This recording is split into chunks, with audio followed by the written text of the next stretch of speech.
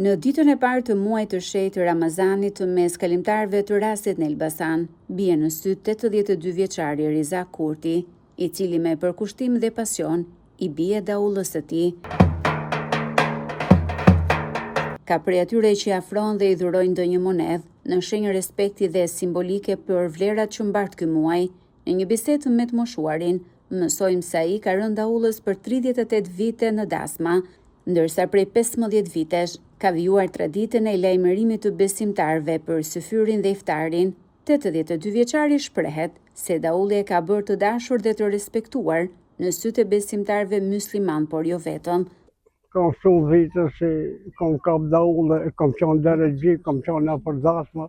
Unë dalë që mërësisë. Gjithmonë në Ramazan dalë me daulle në qytet. Kurse në Bujqë Goxhi kam qenë 15 vjeç qira, rrithë daullën për Ramazan, që unë nishe natën. Unë nishe natën me gjithë plakë. Dhe i men dalë nga që i kështu.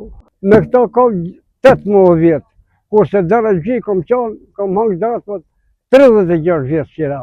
Sot ai bie daullës për qef, ndërsa përshkon rrugicat e qytetit, thotë se kjo është ushqim për trupin dhe mendjen e tij, por edhe një mënyrë komunikimi me qytetarët. Pas emigrimit të fëmijëve, daullën e konsideron si shoqëruesen e tij më të dashur. Ashtu për shqipët mirë, gjithë më respektojnë, Shqipëri që një, më respektojnë gjithë. Hada babe këtu, hada babe këtu. Masë gjithë më respektojnë. Se që i shëbeti pople.